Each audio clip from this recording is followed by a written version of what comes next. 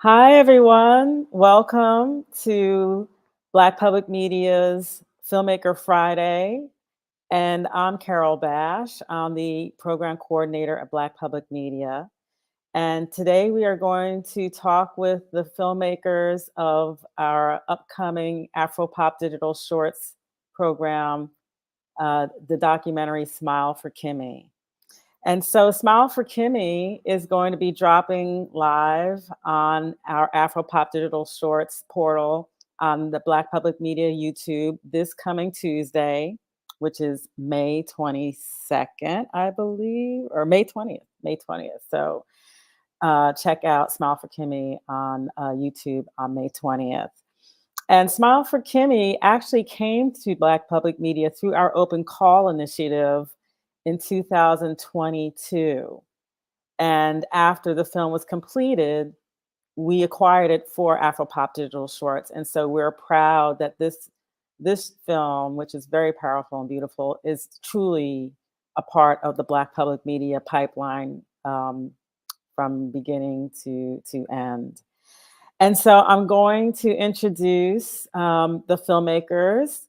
First, we have Elena Herminia Guzman, who is the director of Smile4Kime. Hi, Elena. And you need to unmute yourself so we can hear you. Hi. And I'm also going to introduce Laura Menchaca Ruiz, who is the editor. Hi, Laura. Hi, everybody. So Laura is Hi, in everyone. Palestine right now. And so she is coming to us from a distance. And depending on how the internet and how connectivity goes, I'm going to ask questions, but we might just have to throw it back to Elena. There she is. Hey, Laura. And I think before we start, we're gonna just start with the trailer just to get people a little taste of the film, and then I'll just do a little bio, and then we'll just jump into the questions. So you can just look at the trailer for a few minutes. That'd be great.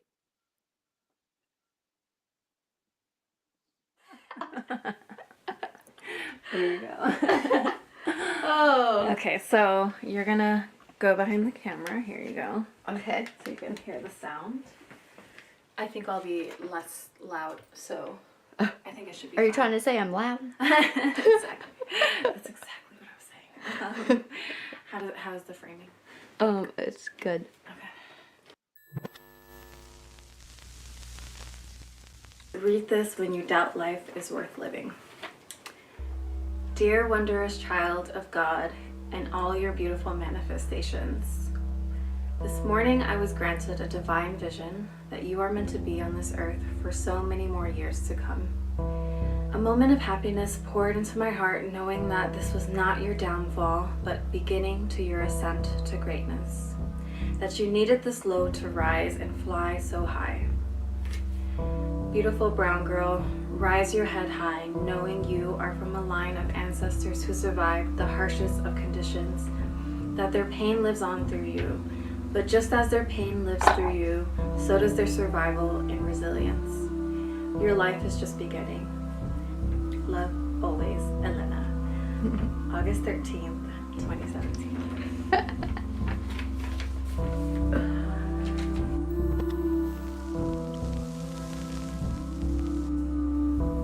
I always feel like I'll feel better if, but all those ifs are so far away. Like if I have my 2-year degree, if I have a husband, if I have kids or something like that, and I just don't know what it feels like to be happy for long enough to accomplish any of those things. I figured if I couldn't, give anything to the world or make anybody proud or feel good about myself, then there was no reason for my existence. I mean, whatever energy I had when I woke up was spent figuring out how I was going to kill myself.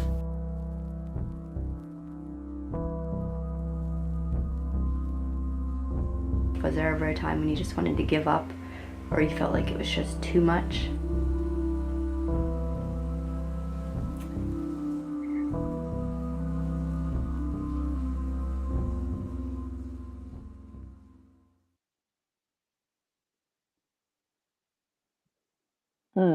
So beautiful.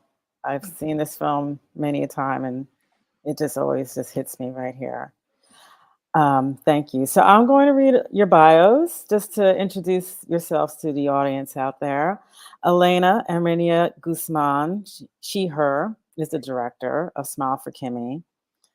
Elena is an Afro-Boricua filmmaker or documentary filmmaker, educator, and anthropologist raised in the Bronx with deep roots in the LES.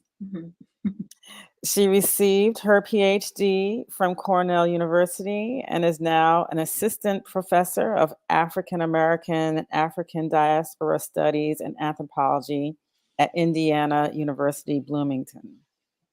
Her film work focuses on the metaphysical and ethereal experiences of African diaspora spirituality. She is the director of the film Smile4Kime, a short film that explores mental health, friendship, and spirituality. She is also co-producing and serving as a cinematographer in a docuseries called Conjure. As part of her work in film, she co-founded a feminist filmmaking collective called Ethnocene and is a producer of the podcast Bad Feminist Making Films.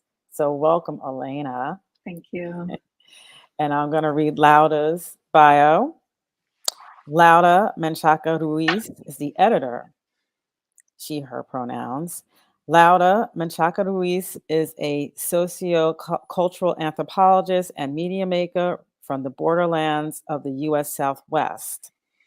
Her research and visual work are rooted in multisensory ethnography, epistemologies of the global South, feminist, gender, and spiritual studies, decolonial approaches to space and place, and beauty as a critical method. Lauda is a visiting assistant professor in media studies and the division head of humanities and the practicing arts at Al-Quds Bard College, co-founder and creative director at Element Media, co-founder of the feminist filmmaking collective Ethnocene, and a producer for the Bad Feminist Making Films podcast. Her creative work celebrates and marks that people make on the world, highlighting the extraordinary in the ordinary, and her scholarship explores the reach for an autonomy amidst marginalizing constraint. Her approach to all her work treasures the local, the small scale, the personal, the eccentric, the intimate. Wow, you both are tailor-made for Smile4Kime. And I am going to read Kimberly's bio as well. Kimberly Edwards, 1990 to 2019, she, her. She is the writer and was the writer and co-director, or is. Kimmy was a beautiful and creative soul born January 20th, 1990 in Baltimore, Maryland, and raised in Ithaca, New York. Those who had the pleasure to know Kimberly knew her as a kind person filled with joy and the funny jokes to match. She was a gymnast as a youth, wrote poetry, and choreographed dance videos in her room. She advocated for others struggling with mental health issues as she tried to figure out her own. And so I'm going to start with Kimmy, because my first question to you, both of you, whoever wants to answer, is where did the title come from for this film? And you should know that it's Smile4Kime, so it's smile, letter 4, Kim, or number 4, Kimmy, Kime. Yes. So the name for the film actually came from Kim herself. So she had created this username and this email called Smile4Kime that she would use. And she talked about how it was kind of a source of inspiration for her, and how even in the moments when she couldn't smile for herself, she always wanted other people to smile for her.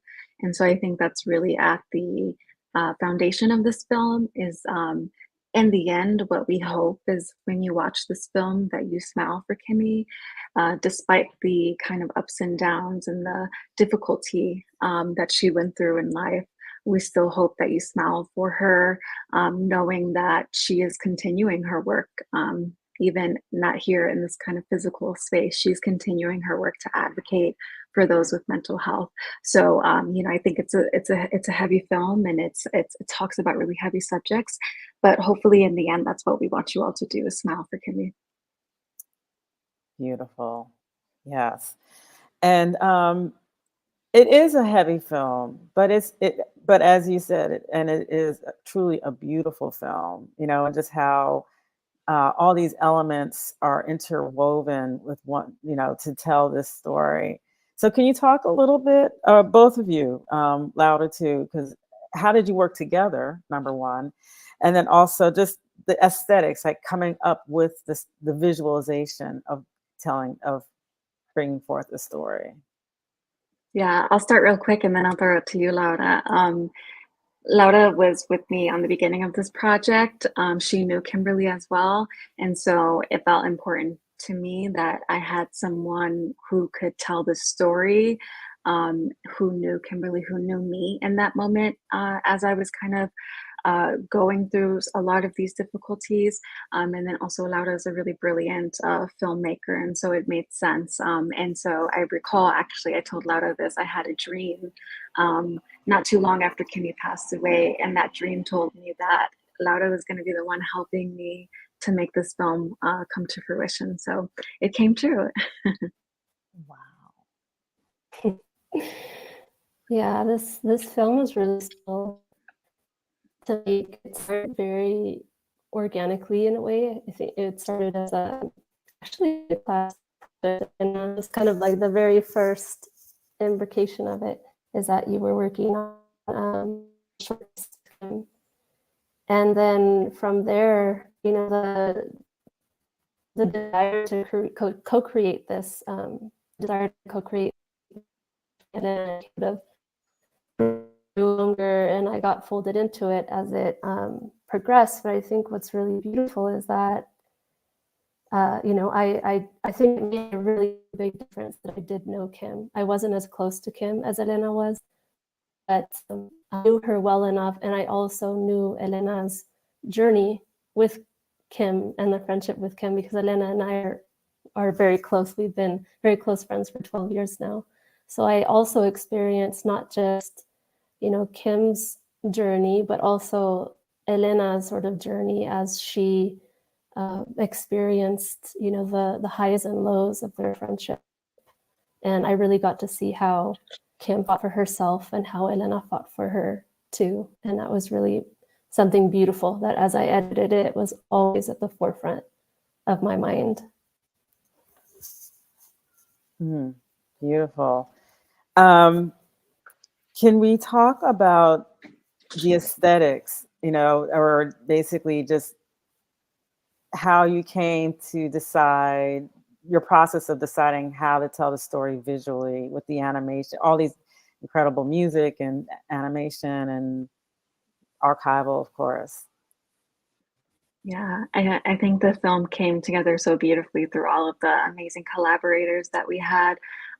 One aspect of the aesthetic is the animation, and that was a product of the work I was doing with Saibi Blas, who's an animator and also produced the film as well. So they brought their animation kind of brilliance to the film, and we were able to get other really amazing animators as well, and together as a team, the animators, myself and Laura, kind of decided what moments we felt were the most special to animate, because animation can definitely, it's a long process, and so we wanted to kind of think about what moments, what could animation lend, and for us, we really saw it as being able to visualize what could no longer be visualized, and also as a way to kind of represent the kind of spiritual components of the film, of how do you actually even continue a friendship when somebody passes, right? And so that's where animation came in. And I think some of the other parts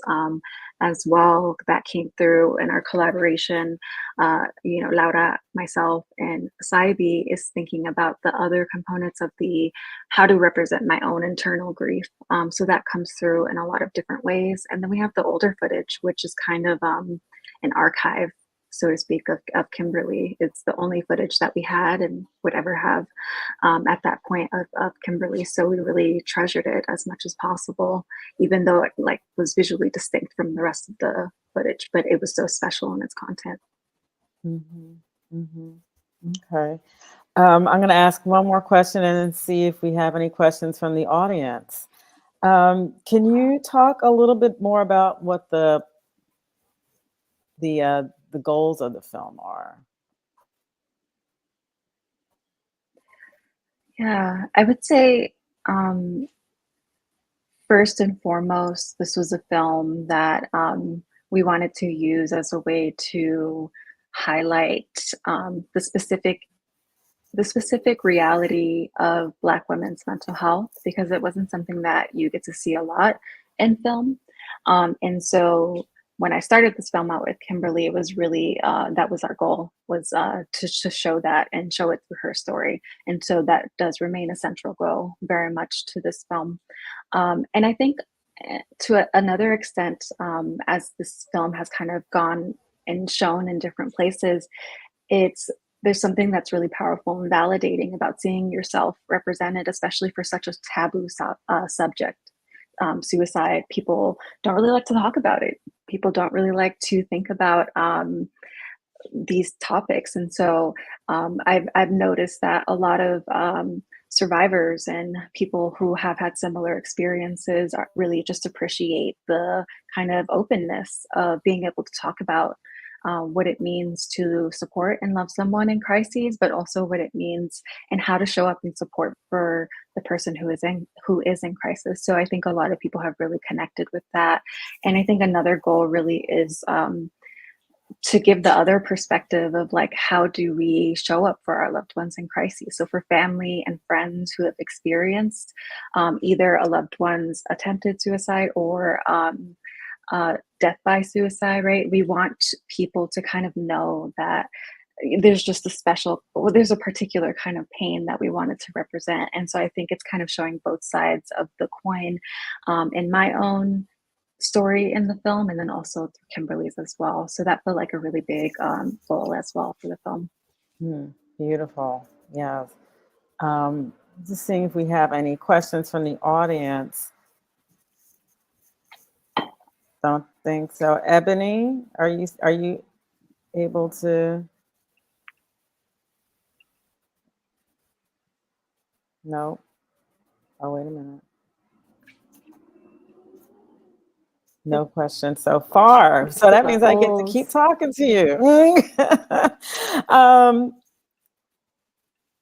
I guess, so I mean, what is it that you want people to take away from, or what is the takeaway from this film? And feel free for both of you to, Laura, jump in as well.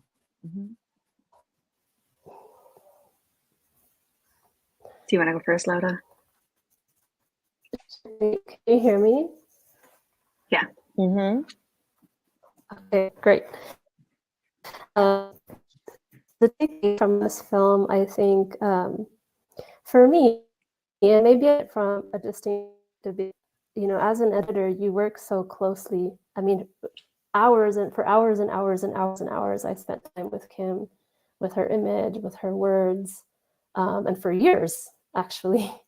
So you become really, kind of like a careful listener and a careful viewer of every single piece of footage, like Elena said, because we lost her during the production phase, every archival footage that we had became especially precious. And so I really went through combing them very carefully. And I think for me, what the takeaway is that Kim was so in her power. She was so native to her body. She was so native to her sensory experience, to her creative power. She was so authentically herself. And she was someone who, felt very strongly about how she deserved to be treated and how others deserve to be treated. And she embodied that in all her work, whether it was, through poetry or through friendship. So for me to have this really just beautiful soul that comes through, and at the same time see how tormented this soul was by the traumas that she experienced, is something that's really powerful for us. See that even in her creative power, even in her survivance, even in her fight, she was still defeated by the systems that are break people down into a more conforming position. So when I watch the film, I feel like we've created, what Bell Hooks calls a home place, a place Kim can be the subject of her world and not the object of it, where she can tell her story authentically and where she can really still commune with people even now that she's not physically here with us on the earth. And I think that communion is something that makes the film beautiful. And I think that's what audience react with, her authenticity and her invitation to commune with her. And I think Elena's friendship with her has done a really beautiful job facilitating that ability. Yeah. Did you want to add to that, Elena? Yeah, I would say just to kind of echo a lot of what Laura is saying. To me, I hope what people take away is friendship. I think that's the biggest story of the film, even as it explores mental health, even as it explores all of these really death and grief, these really difficult topics, to see how friendship transcends time and space, to see how it transcends life and death. Friendship is something that is so powerful. And so I think a question that I hope people kind of ask themselves is, how can we support and how can we love our friends and our loved ones who are in these moments of crisis? How do we support them in a different way? Because we know that these structures continue to fail them, especially these institutions continue to fail Black women. So how do we support the loved ones in our lives, and how do we offer a different kind of friendship? And I think the film really explores a lot of those aspects of friendship. And how, I guess something else is just, how can I maybe think of this loved one or this person that's in my life a little bit differently? How can I support them differently? And so I think that's the biggest takeaway for me. Wonderful. And while you two were answering, some more questions did come in from the audience. So first one is from IG. Well, happy birthday, Elena. And it's your birthday. Yes. So thank you for being here on your birthday. Of course. I'm curious what you learned about yourself as a filmmaker through the process of making this film. That's a hard question.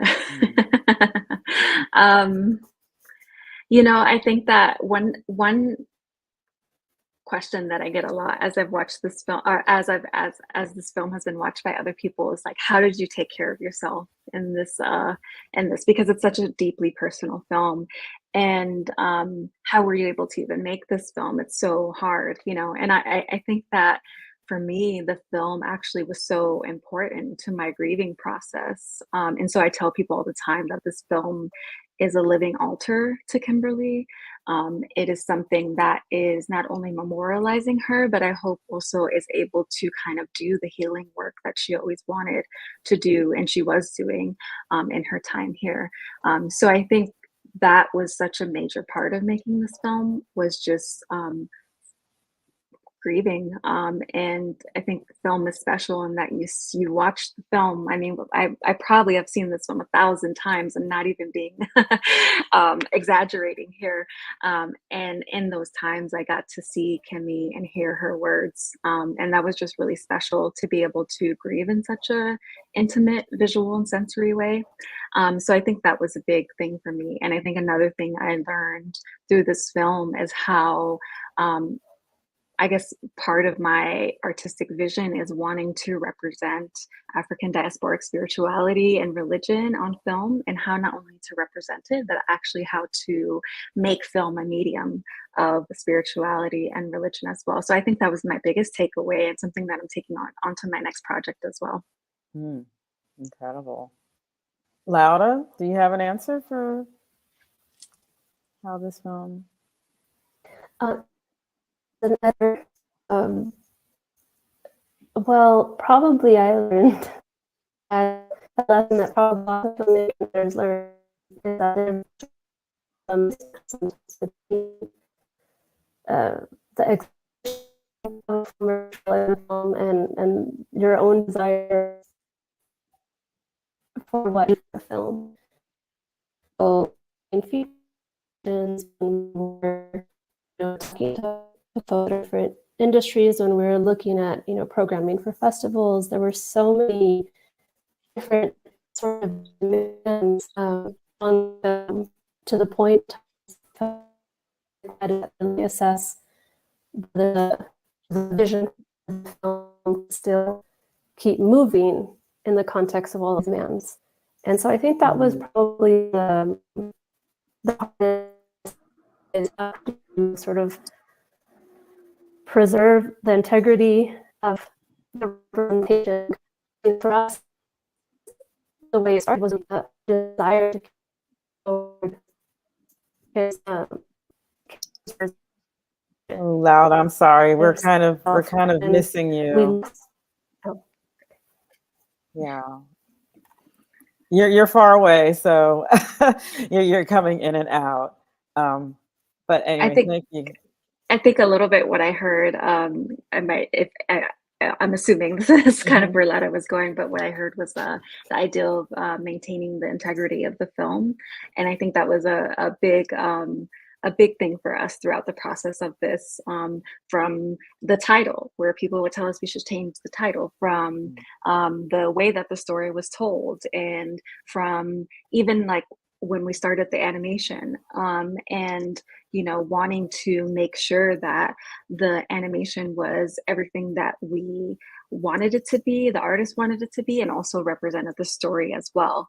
So we went through so many, I think this film took such a long time because our goal in the end was to maintain the integrity of the story, and ourselves too as artists, so I don't know if that's exactly what Laura said, but just kind of building on what I was able to hear. No, and thank you both. And actually, that's a segue to the next question that came in from the audience, talking about how incredibly beautiful the animation is. So, what informed your decision, to use animation in the film? Yeah, I think part of it was serendipitous. I had met the producer of the film, Saibi Bloss, who's an animator, and I had told them when we had our first meeting, and I had told them, oh, I've always had this dream, that animation could be part of the film. But I don't think at that point when I mentioned it, we really kind of knew where exactly it was going or what it would be used for. And so I think once we got our first major funding, this is when I was at Haverford College and we were doing a docu-lab with them.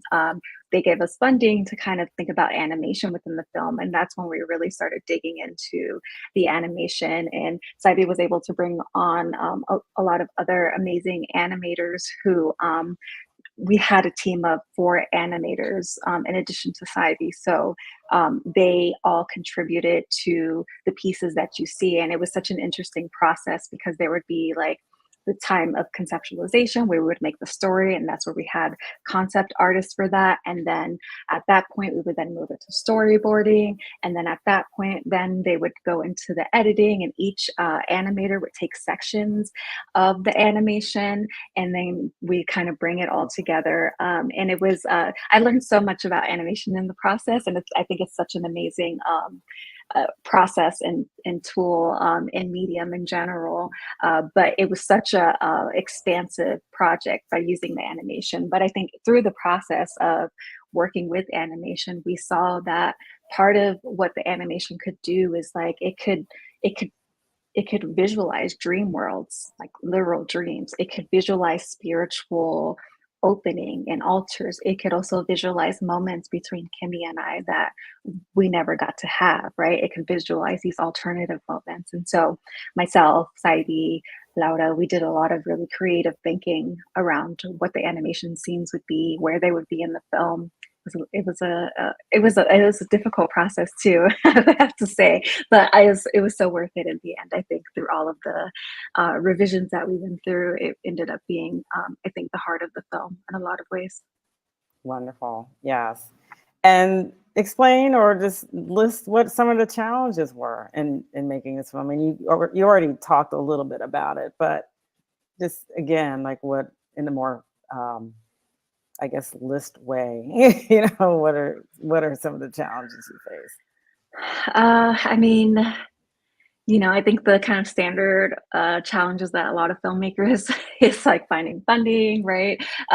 Giving yourself the time and the space to be able to do the work that you want to do that also honors the film. I think that was probably one of our biggest challenges, is like wanting to adhere to deadlines and wanting to adhere to grants and guidelines, but at the same time, really honoring the integrity of the film and what we wanted from it. Going through the animation, revising the animation. Laura can attest that we probably, I don't know how many rough cuts we had, but if I said 30, it probably is not an exaggeration. We went through many, many rough cuts. We decided at some point that we were going to make this a short film, but at first we wanted to make it a feature. So there was just all of these kind of back and forths. And so the film started in 2016, and then it only just was released in 2023. So that just shows you the kind of longevity of this project. Wow. Yes. And thank you for, Can you just hear basically me? staying true to your vision. Yes. Yeah. Yes, we can, Laura. We can. Okay, I'm going to try to say something. I think a really big challenge we faced too, that's important to note, is once we lost Kim, the question of whether to move forward or how to move forward was something that was really on our minds. And that's a question that we took really seriously. And that's a question that informed the film. More about that, Elena, but I just want to emphasize how every stage of making this film is really to just rooted in love and rooted in care for Kim's story. And so final film isn't the film that was set out to make necessarily. It changed, and it had to change. But I think that's also really important to mention. That was, aside from a lot of the bureaucratic stuff, that was really the biggest challenge. Are we doing the right thing? Mm-hmm. It's powerful. And actually, that's another question from the audience has came in, and it kind of is a segue to this question about, are there any supplemental materials that you're providing for people that watch the film to sort of find some kind of assistance in whatever area they might need? Yeah, I think one of the kind of messages that we wanted to get across in this film was how do we support loved ones in crisis in a non-carceral way, meaning not calling the police, because we know the danger that imposes, and the film delves into that as well. And so what are kind of alternative community grassroots kind of ways that we can support people? So we really, really thought about the audience in this film, because I think a lot of times you'll probably see on TV, if it talks about mental health or suicide, there will usually be a hotline maybe at the end or the beginning, and that's about it. And so we wanted to really think about how can we care for our audience while they're watching the film and then also after the film. So myself and Saibi collaborated with mental health providers who specifically specialize in Black mental health, Black suicide, and we created this zine that is kind of a self-care zine, things that you can do to ground yourself and be embodied while you're watching the film, and then also how self-reflection questions to ask and resources that you can reach out to that have a kind of decolonial and non-carceral approach to mental health care, zines and other kind of resources as well. So that was, I think, one of the external things that we wanted to do. And then at the same time, we were just really, I think through the storytelling, we want people to, in the end, just know that this is a film really about it was created with so much love and care and intimacy, and our hope is that that also kind of extends out to the audience as well. Wonderful. And again, Smile4Kime is going to be on Black Public Media's YouTube channel, premiering Monday, May 20th. So that's next Monday also. Check it out. Before we wrap it up, what is next on your agendas? Because I know, you know, the process of filmmaking and creative making continues. So what's coming down the pike for you both? Laura, do you want to go first? Sure. So I've been collaborating for some time with a colleague here in Palestine to make a short series of films, basically just vignette films about people, places, and projects here in Bethlehem and Palestine. And we know that there's a lot of images out there of Palestinians that are rooted in sort of colonial violence and disaster, and that's all absolutely true. That exists, and it's horrific. And at the same time, we also want to show the beauty in this life and what it is that Palestinians are fighting so hard for, to preserve. And it's just such a joy living here and being in this community, and we want to represent that for others to see as well. So that's going to be something that's free and refreshed, hopefully bi-weekly, on Instagram. Folks can check that out if they want. Wonderful, and so needed, and so again, I guess you could say another film about loss in a way, but also in joy and empowerment. So thank you for that. And be careful being over there as well. And Elena, what's going on with you? Next? Just by the way, I've seen a few of the shorts that that Laura and her creative partner have got to make, and they're absolutely beautiful. So I definitely recommend people go to watch them. So for me, I'm starting on my next creative project. The film is called Oriki Oshun, and it's based off of the Yoruban praise tradition that is kind of found itself spread throughout the African diaspora. So I'll be making kind of a experimental visual praise poem to the spiritual goddess known as Oshun, and I'll be shooting it on Super 8 film for some reason. So I'm super excited about that. I'll be starting that this summer. And part of it actually was even inspired by this film, kind of using animation as this kind of experimental medium to represent spirituality. And so now I'm kind of thinking about other outlets to represent spiritual ideals, realities, worldviews through the medium of film. So. Beautiful. Wow. Both of you so creative, and thank you for your work. Thank you. To come, as well as absolutely for Smile4Kime. And so this wraps up the BPM Filmmaker Friday session for the Smile4Kime premiere, which will be again on Monday, May 20th on BPM's YouTube. So please check us out. And until then, have a great weekend. Thank you, Elena. Happy birthday. Thank you. Thank you, Laura, for joining with us from so far away. And be careful, and we'll see you next time. Bye-bye. Thank you. Take care. Thank you.